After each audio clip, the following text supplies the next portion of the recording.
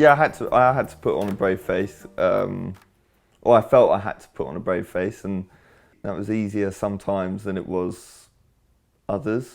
You have your dark days in hospital, and you have to just kind of cry in front of them. But other times you kind of have to, just keep going.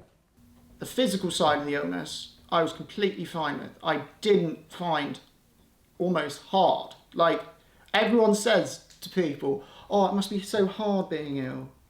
It must feel so tough. And I was literally like, I'm just sitting in a bed, getting fed pizzas and things. Like, life could be worse. But the mental side was so much more of a struggle. Especially after I got out of my transplant. That's when I saw the impact of my illness on my family a lot more then, because I wasn't in hospital so much, because I wasn't on so many drugs, just because I was more aware of things. And I saw this sort of impact, and that was constantly weighing on my mind. When everything did get better and the appointments were getting less, that's when I found it quite hard. I think that's when it hit me that what's happened has happened, and I started struggling mentally with it. I don't know if you've mentioned this already, but I started struggling mentally for the fact of I just didn't know what was happening, and I didn't understand what had happened. So in the end, I did have counselling for it because it did help. And I had the same. Yes, that's actually quite I had a load of therapy. Still do.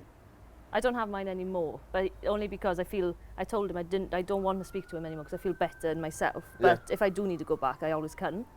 Yeah, I still get counselling. But that's what they don't tell you. They don't tell you that happens. That like 6 months down the line after you've recovered, that you're gonna mentally decline. Well, I think it comes in line with everyone going, oh, so you're better now. Oh, yeah. And you're like, well, no, I'm still having a bit of a rough time of it. Yeah. I'm still struggling. I've still done it. I've still gone through it, but it's me that's gone through it, and I've got to think about it now. Yeah. But for me, it almost feels like I want to get better so quickly. I want to be better. I want to have like a normal life. Yeah. But then it's just... That's inconvenient. Yeah. Then it's like, it always just rears its head. It's human nature to lose your shit. You can only take so much. And losing your shit's good sometimes. It just gets stuff off your chest, and like we all feel that sort of bit better afterwards. It's like when you have a fight with someone, it's almost sort of like you sort of feel better about it and just get things out in the open. It's all about just getting things out in the open, so things don't stew and fester. I don't argue with people. I don't argue with my family about anything really. And if I do, it's over very quickly because I can't stand it. No, I've got to be honest. No, I never did lash out. Or I was looking forward to my mother coming every day just so I could see her, like, and speak to her, a bit of normality. First time I remember crying out of the whole experience is, I think it's when my dad got home from work. I think something really stupid happened. Like, he ate one of my like yogurts I had in the fridge, which was like, my yogurt was the only thing I could eat at the moment because I had ulcers in my mouth. And just me absolutely flipping at him. Just me being like, what the have you done, Simon? And just absolutely having a go at him, and him just looking at me like, I'm so sorry. And it was just completely out of the blue. It was just totally just flipped, and I got so angry about it. But and then I literally just fell on the ground and started to cry at that stage. That was the first time I cried in the whole of like the aplastic anemia stuff. But yeah. I even had a spat with my sister where I was like, oh, you'd be shit at having aplastic anemia, and just don't know where it came from. Yeah, you just kind of just got pissed off about it. Maybe at one point I did think to myself, you know, people don't really understand, and then some people weren't reaching out as much as you would expect them to, you know, and I'm thinking, oh, they haven't spoken to me today, they haven't checked in on me, you know, how dare they? In hospital, I think it was on the 3rd week that I was there, so I was coming up to going home, and then one of them nights I had a really tough time for myself, and that's the first night I think I cried because I thought I just can't cope with this anymore. I don't want to sit in this hospital room and, you know, everybody else is doing their own thing and enjoying their lives. I'm stuck here, but it didn't last very long. And then I was home and basically enjoying my life. So it's come back really, I bounced back very quick from it. What was the thing that scared you the most? The thought of dying when I got better. Was that the thing that scared you the most? Yeah, no, I wasn't really, I don't think I was scared.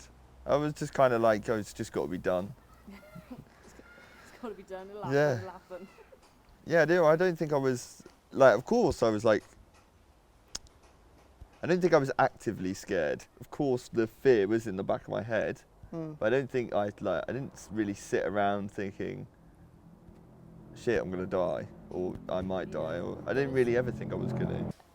When I was diagnosed, I did go to Google. That was my first point of thinking, right, let me check Google. Oh, Google's very cynical anyway. Everything that you Google on there, you're going to die from it. You're basically, this is it for you, you're done for. And I think that's what everybody else was thinking as well. And they were like, oh, it's not great, is it? My uncle, my mum's brother had died young, so it was always quite like a, it was like young death was always, it wasn't like hidden from us, it was always talked about. And so when I got diagnosed, it was, we knew it was a possibility, but it wasn't, I don't know, I tried to not keep it in the front of my head and tried to, like, you know, stop my mum and my grandma from, like, their brains straying that way. But